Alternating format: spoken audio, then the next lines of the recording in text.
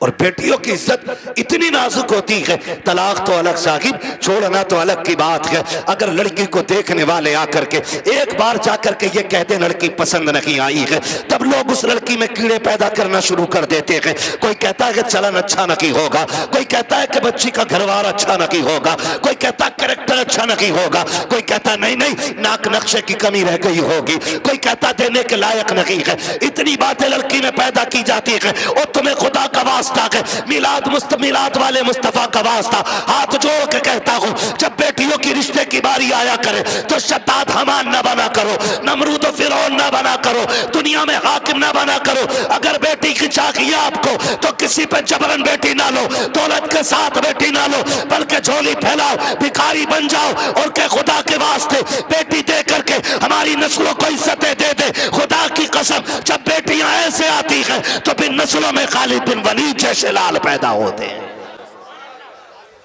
लेकिन ऐसा मांगे कौन? बारात भी तो लेके जाएगा। कितनी कितनी बारात चल रही है भाई?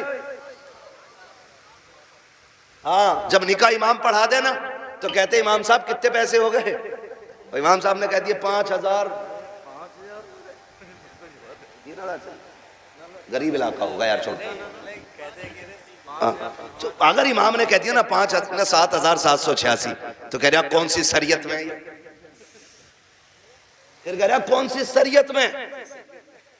अब तुझे शरीयत याद आई? तेरा बाप जो हराम के खाने खिलाने के ये 300-400 लोग लेके आया, ये तेरे बाप की लाल किताब में लिखे? बेटियां मुर्तद हो रही हैं, जहर खा रही हैं तुम्हारे इन पापों की बुनियाद पर। बारात का इस्लाम में कोई तसव्वुर ही नहीं है, बिल्कुल तसव्वुर नहीं है। हक ही नहीं है कि बेटी वाला खाना खिलाए बारात को। लेकिन पहले सैंपल भेज रहा मुंहों के, कह रहा बोटी बिना हड्डी की होनी चाहिए, रसगुल्ले ज्यादा बड़े ना हो। क्यों? बगले लेके आएगा। इसने कौम का बेड़ा गर्क करके रख दिया है। एक बाप की बेटी जवान हो जाती है, बाप बेटी को देख के सूखना शुरू कर देता है। इसलिए नहीं कि बेटी जवान हो गई है, इसलिए सूखना शुरू हो जाता है कि बेटी जवान हो गई है। अगर कोई दरवाजे पे शरीफ आ भी गया तो बारात में हराम की खाने वाले लोग आएंगे। पहली बात तो जो भी बेटी लेने के लिए आएगा 4-5-10 लाख से शुरू होता है, उस कुत्ते का पेट भी भरना है। फिर जो बारात हराम का खाने के लिए आएगी उनके लिए भी इंतजाम करना है।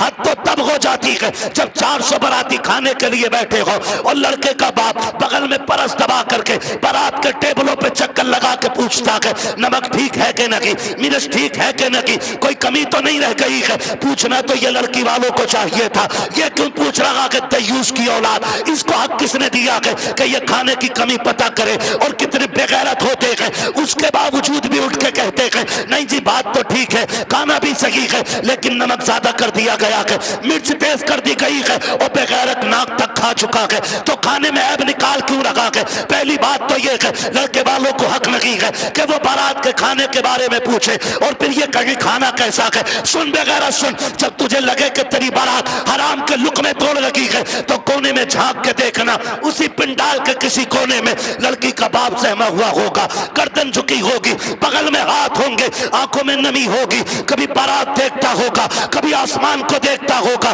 कहेगा मालिक आज लाज बचा लेना। अगर एक बाराती फाके से चला गया मेरी बेटी को पूरी जिंदगी ताना दिया जाएगा।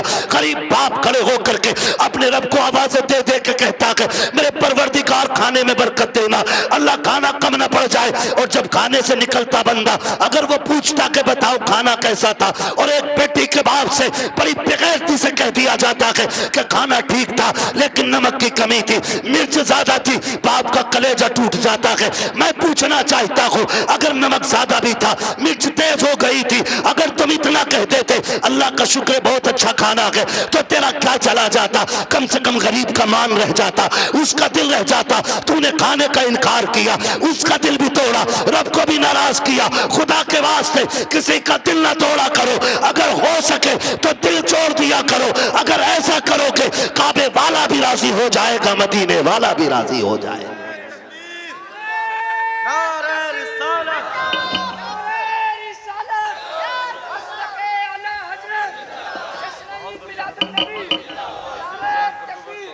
हो तवज्जो है सारे लोगों की?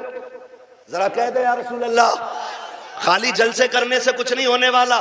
तुम्हारी बेटियां मुर्तद हो जाएं, भाग जाएं गैर के साथ, और तू तस्वीर लेके बैठा रहे। इस्लाम इसकी इजाजत नहीं देता है। इस्लाम इसकी इजाजत नहीं देता है। हर वो रास्ता बंद करो जो हमारी बेटियों को मुर्तद होने पे मजबूर कर रहा है। फला की गई है, हमारी थोड़ी गई ना। एक की गई तो सबकी चली गई। हो कहां पे? तुम्हें पता है, सोशल मीडिया चेक करो, लड़कियों से कलमा पढ़वाते वो। मुसलमान की प्रूफ क्या है? सूरह इखलास पढ़ रही है बच्ची, तो बताना मकसद ये नहीं होता है कि अब्दुल रशीद की बेटी है देखो कलमा पढ़ रही है। वो ये बताना चाहते हैं मोहम्मद अरबी की दीन का कलमा पढ़ने वाली हमारे धर्म में आई है।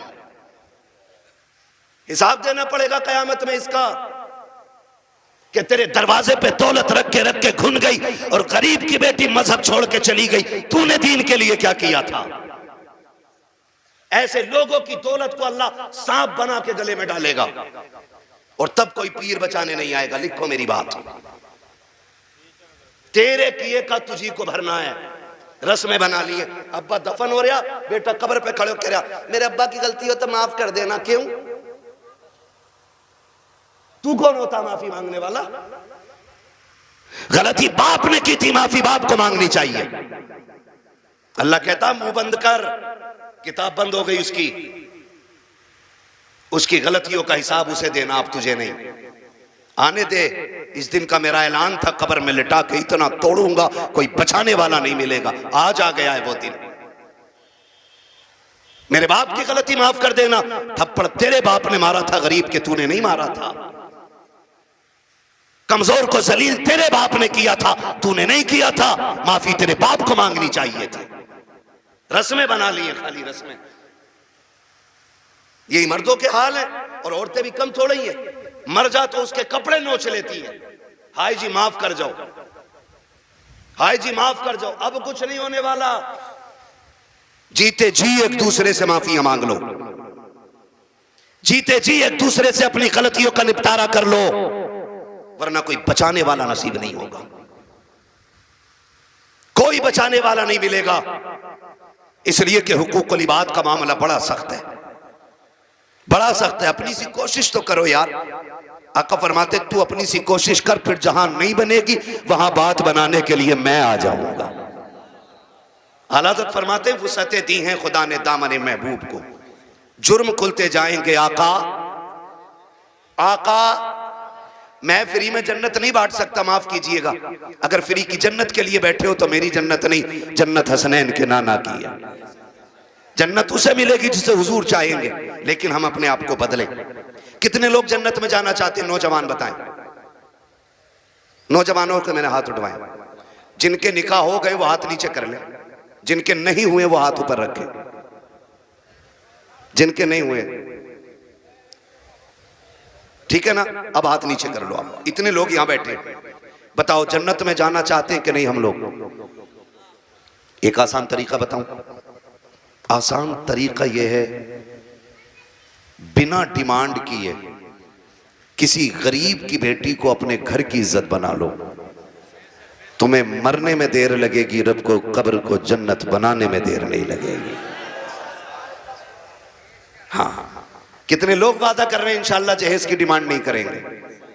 क्या बात है, सलामत ने हुजूर आपके हाथ देखें, अल्लाह करे इस महफिल की। उन्होंने नीचे कर लिया हाथ। हाँ। नहीं वो लगने गई होगी, अब्बा ने कही होगी मुंह तोड़ दूंगा तो बुलेट ना मिली तो। अब्बा भी बड़ा बेगैरत होता, हाथ नीचे करो, अब्बा याद आ गया।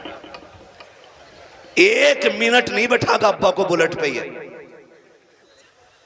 और अब्बा लिस्ट में सबसे ऊपर बुलेट लेके घूम रहा। हाँ, 1 मिनट नहीं बैठागा बुलेट पे अब्बा को, और अब्बा के हाथ में इतनी लंबी लिस्ट है। पिलाई पूछ लिया बेड में क्या इंची वाली है, 1 दिन नहीं बैठेगा बुढ़ा बेड पे। और गरीब का जीना हराम करने में सबसे आगे हैं? नहीं अब्बा ही कर रहा है। तो कितने लोग जन्नत में जाना चाहते हैं? नौजवान जरा बताएं। मैं आसान तरीका बता रहा हूं। सारे जाना चाहते हैं ना? हाथ नीचे कर लो, खुदा सलामत रखे। पूर ससुर के देने से नहीं पड़ती है, किसके देने से पड़ती है? बहुत कमजोर लोग हो यार। हमारा रब कौन है? तब पता है ना, तो फिर बोलो किसके देने से पूर पड़ती है? तो ससुर से मांगना चाहिए कि अल्लाह से? बोलो किससे? तो इसे कुत्ता ना कहूं जो ससुर के आगे यूं कह रहे हैं 10 लाख चाहिए, कोई दिक्कत ना ना। कुत्ता वो खाता जो फेंका जाता है, और ये कुत्ते से बदतर है जो छीन के ला रहा है। कितने ऐसे लोग हैं ना, कितने होशियार होते हैं, इतने होशियार होते हैं। रिश्ता करा दो साहब, कोई डिमांड करना ना, कुछ ना, खाली लड़की दिलवा दी। खाली लड़की मिल गई, फिर बिचौलिया आके कहता सुनो कि हाँ कि लोग बड़े अच्छे शरीफ हैं, कुछ भी ना मांग रहे, लड़की कह रहे लेकिन यार तुम कुछ गैरत करियो। बिचौलिया भी बड़ा बड़ा बना हुआ पड़ा। अगर इसकी कुटाई का नंबर आ गया ना तो कोई बचाने वाला नहीं मिलेगा। कोई बिचौलिया, सबको नहीं कह रहा हूं, जो अच्छे वो तो अच्छे ही है। एक दूसरे का मुंह ना देखा करो, मुझे दोनों ही चोर लगते हैं। फिर तो कह रहा तुम्हें पता लोग तो बहुत अच्छे हैं लेकिन थोड़ा सा ख्याल करियो। क्या ना गाड़ी कौन सी निकाल ले? तो गरीब बंदा कह रहा है कि हाँ एस्प्लेंडर निकालने के ना। वो लड़का कह रहा था यार वो बुलेट हो जाती ना तो अच्छी थी। ऐसे भीख मांग रहा, कैसे फेर डाल के भीख मांग रहा। जो दरवाजे पे आके कहता भीख मांगता, वो भी कहता खुदा तेरी नस्लों को आबाद रखे, तेरी औलाद सलामत रहे, तेरी नस्लें बरकत होती रहे। हैं भीख मांगने वाला भी ये कह रहा, और ये डायरेक्ट कह रहा ना बुलेट हो जाती तो अच्छी थी। लड़के का मन जो है ना थोड़ा बुलेट को हो रहा, और तुम पे ना हो पैसे तो हमसे ले लो। तो लड़की वाला गैरत करके कहता ना यार हम ही डाल देंगे। इसका काम सीधा बुलेट करवा दी एक बार में। जब शादी के 4 दिन रह गए तो कह रहा खाने में क्या दे रहे हो? सुना खाली कोरमा कर रहे हो, क्यों कबाब खागा? बेगैरत कहीं का। कह रहा कोरमा कर रहे हो खाली, क्यों? उसकी कलेजी भुनवा ले लड़की के बाप की। बेटे पैर थोड़ा जलसा है। कह रहा खाली कोरमा कर रहे हो? कि हाँ कहना वो ये कह रहे थे ना बिरयानी भी हो जाती और थोड़ा हलीम और बढ़ा दियो। अब तो ये चल ही रहा, फेफड़े निकाल दिए बेटी वालों के, ऐसी कंडीशन कर देते। अभी कुछ दिन पहले की बात थी, एक न्यूज शाये की गई, एक बाप ने बेटी की शादी से 4 दिन पहले फांसी लगा ली। क्यों फांसी लगाई? तारीख का ये बाप इस दौर के कलंक बन करके माथे पे चमकता रखेगा, सिर्फ इसलिए कि जब बेटी के निकाह के 3 दिन बाकी रह गए थे तब ससुराल वालों ने लिस्ट बनाकर जहेज की भेजी। उसमें महंगे महंगे सामान भी थे। गरीब बाप जब शाम को घर पे आया, खाने के लिए बैठा तो लुक में हलक से नहीं उतरे। बेटी बेटी होती है, समझ गई। अब्बा बात क्या है, क्यों नहीं खा रखे हो? कहा बेटी कुछ नहीं है। अल्लाह अकबर। बेटी कहती है अब्बा मेरी वजह तो नहीं है? कहा नहीं बेटी तेरी कोई वजह नहीं है। तारीख गवाह है कि वो बाप जो दिन भर ठेला लगाता था, जिसको बाप की बेटे की रुखसती करनी थी, उस बाप ने रात के सन्नाटे में फांसी लगा करके अपनी मौत को गले लगाया। अगले दिन लाश जब उतारी गई, जेब के अंदर से कागज मिला, उसमें लिखा हुआ था मेरे रिश्तेदारों मैं इस लायक नहीं हूं कि तुम्हारी खुशी पूरी कर सकूं, और बेटी को नाकामी का चेहरा नहीं दिखा सकता था, इसलिए मैं दुनिया छोड़ के जा रहा हूं। अगर मेरी लाश तुम्हारे काम आ जाए तो इससे फायदा उठा लेना। तुम्हें खुदा का वास्ता इन हालात में बेटी वालों को मत लाओ। कैसे मौतें हो, अगर ऐसे मौतें होंगी तो ना कोई यहां बचाने वाला मिलेगा ना वहां बचाने वाला मिलेगा। आसान करो शादियों को, करेंगे इंशाल्लाह, आसान करेंगे। कितने लोग जहेज नहीं मांगेंगे? वो हाथ उठा के बता दें। वो बुढ़े भी हाथ उठाते जिन्हें बेटों के लिए नहीं लेना। हाथ देखो कौन नहीं उठा रहा है। नहीं सारे उठाएं एक साथ। जवान भी जिन्हें, सुनो पहले समझ लो सही से। हाँ वो जवान हाथ उठा के वादा करें जिनकी शादी नहीं हुई है कि हम जहेज मांगेंगे नहीं। और वो बूढ़े जिनकी औलाद है वो ये वादा करें हम अपनी औलाद के लिए सवाल नहीं करेंगे किसी से। कर सकते हैं वादा? कितने लोग कर रहे हैं? जरा हाथ उठा दें। अल्लाह का शुक्र है, बस हाथ नीचे रख लो, इतनी हुजूर के गुलाम काफी थे। बाकी को तो देख लेना मैदान महशर में, सब पता चल जाएगा। बस इतने लोगों ने हाथ उठाया।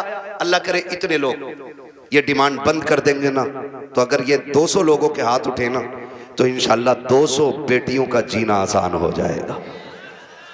और मेरा नबी आया ही बेटियों की जिंदगी आसान करने के लिए है।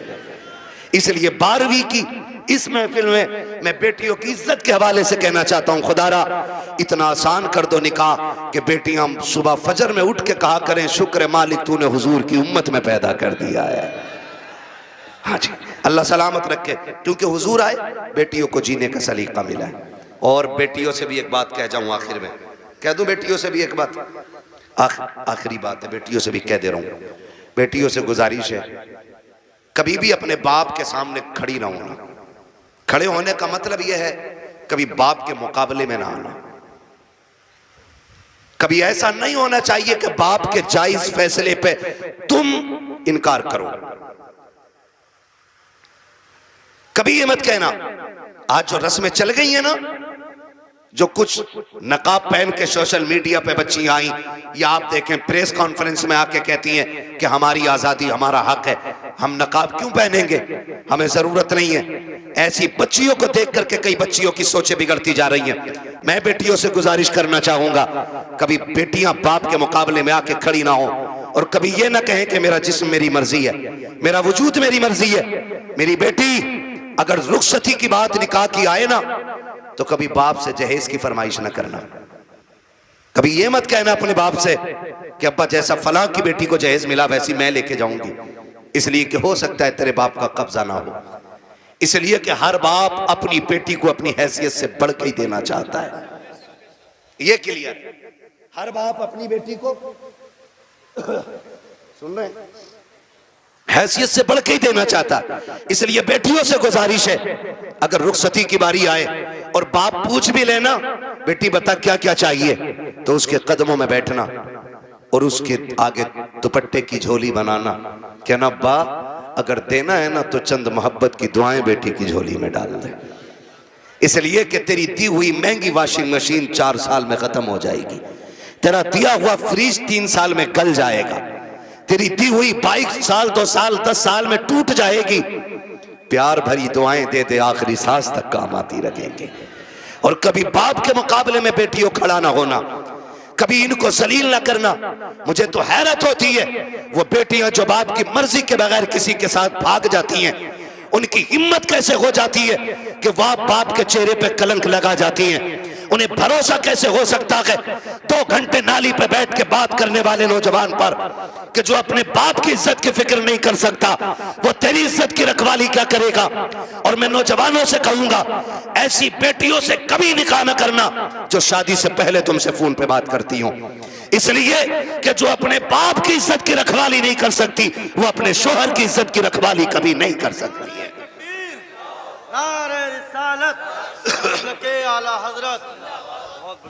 आपसे कहना चाहता हूं, मत कीजिए ऐसी बच्चियों से शादियां जो शादी से पहले आपके साथ फोन पे बात कर रही हैं, इसलिए कि जितना बाप ने एहसान तुम पे किया है ना बेटियों, तुम्हारा शोहर नहीं कर सकता है, नहीं कर सकता है। और ये तेरा मजनू लुल, ये 3 घंटे मच्छरों से कटवाने वाला नाली पे बैठ के और कह रहा तुझे चांद तारे दिखाऊंगा, जो खुद मच्छरों से नहीं बच रहा ये चांद तारे दिखागा। हाँ, और फिर बाप की इज्जत पे कालिक पोतने वाली बेटियों का अंजाम या तो फ्रिज में टुकड़े मिलेंगे, या बोरी में रोड पे मिलेगी, या ईख के खेत में टुकड़े मिलेंगे, या फ्रिज में पैक मिलेगी। इसलिए कि लव मैरिज के अंदर कितने दिल तोड़े जाते हैं, कितनों की इज्जतें उड़ाई जाती हैं, कितने दिलों से खिलवाड़ होता है, ये कोई नहीं जानता है। इसलिए इस तरह की शादियों पे लानतें बरसा करती हैं। अरेंज मैरिज कर, माँ बाप की मर्जी से कर, खुदा की कसम जिसमें सबकी रजा होती है उसी में खुदा की रजा होती है।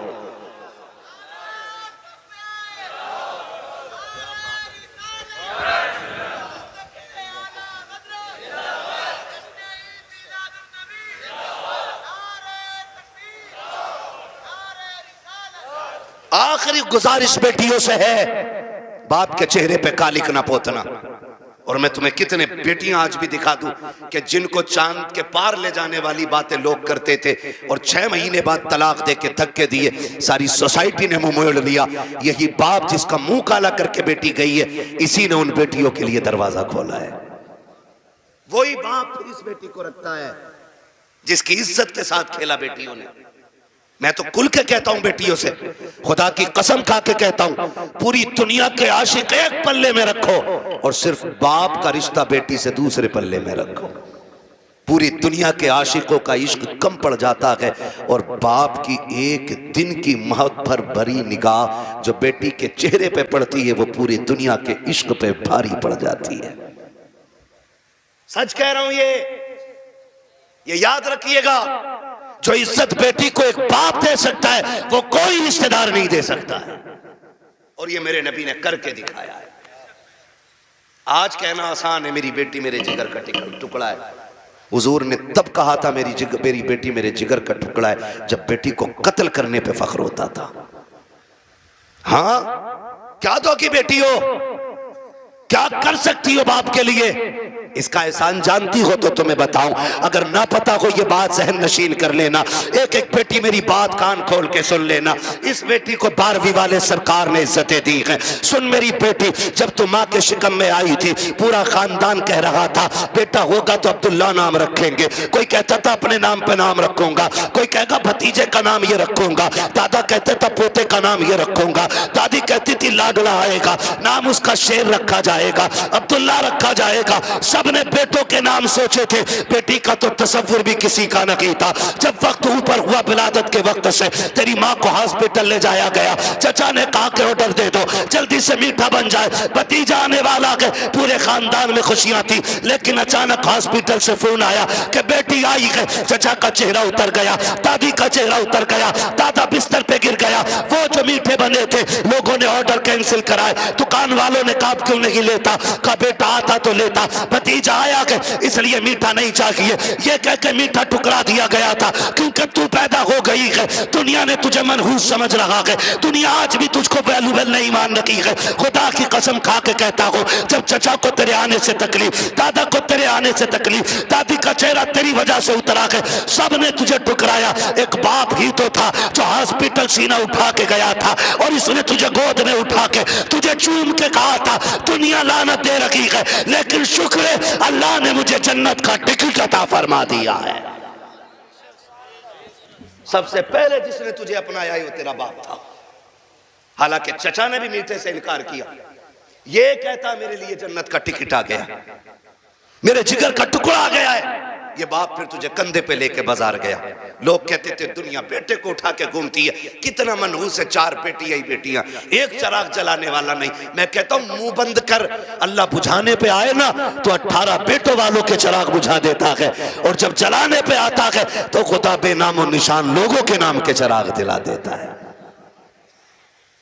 कह रहा एक भी नहीं चिराग जलाने वालों, खाली बेटियां ही बेटियां हैं। तो पता बाप क्या कहता था? बाप फखर से कहता था बस कर, तुझे नहीं पता मुझे बेटी में बेटा नजर आ रहा है, मुझे बेटी काफी है। ये कह के बाप तुझे 18 साल पालता रहा, और आज किसी की मोहब्बत ने तुझे ऐसा बहकाया कि उसी बाप के माथे पे कालिक पोत गई बेटी। खुदा के वास्ते बेटियों से गुजारिश हूं, करूंगा कितनी भी बड़ी तुम्हें कोई स्कीम, कोई ऑफर तुम्हें कोई करे, कभी किसी की नहीं सुननी है। अपने बूढ़े बाप के सफेदी के लगे हुए बालों को देखना है, अपने बाप के लगे हुए टोपी के पैबंद को देखना है, इसलिए कि करोड़पति बाप का बेटा तुम्हें चंद दिन ऐश करा सकता है, फिर तुम्हें एक जूती से ज्यादा औकात नहीं देगा। वो भी अपने बाप के घर में रह, भले चटनी से खाएगी, रोजाना शहजादी बन के रोटी खाया करेगी। इसलिए बेटियों से गुजारिश है बाप के चेहरे पे कालिक न पोतना। बेटों से गुजारिश है आप भी ना निकलें इस आशिकी से और कुछ कामयाबी की तरफ चलें, पढ़ें, कुछ IAS बने, IPS बने। अब याद रखिएगा फतह उनकी होगी जो इल्म वाले होंगे, कामयाब वो होंगे जिनके पास तालीम होगी। अब दौर बम बारूद का नहीं, अब दौर कलम का है। इसलिए पढ़िए और इतने आगे बढ़ जाइए कि दुनिया देख के कहे हुजूर की उम्मत जैसी कोई उम्मत नहीं है, इसलिए कि ये अपने हक के लिए लठ चलाना नहीं, अपने हक के लिए कलम चलाना जानती है। पढ़ेंगे इंशाअल्लाह, अपने बच्चों को पढ़ाएंगे। और ये भी गुजारिश आखिर में करता जाऊं, बेटियों को इतना पढ़ाओ बस जितना जरूरी है, इसलिए कि जितनी मुर्तद हो रही है वो school, colleges, hostel, service, duty, ये करने वाली बच्चियां ज्यादातर बाप के मुंह पे कालिक पोत रही हैं। मुझे एक बात बताओ, अगर तुम्हारी बेटी आईएएस बन भी गई या उस डिग्री को हासिल कर लिया और उसने बाप का मुंह काला कर दिया, तो लानत हो ऐसी डिग्री पे। डिग्री वो बेहतर है कि जिसकी वैल्यू कब्र में भी काम आए और हश्र में भी काम आए। इसलिए बेटियों को दीन दीजिए, और वो भी इतना दीन जितना जरूरी है। मैं इसके भी खिलाफ हूं कहीं ने 10-10 साल के लिए मदरसे में रखो, इतना जितना जरूरी है। बस बच्चियों को दीन दें, बच्चियों को दीन दें, और बाहर निकलने से रोकें बेटियों को। पर्दे क्या, इनको हुक्म दें। बेटियां बोझ नहीं होती, रवैये बोझ पैदा कर देते हैं।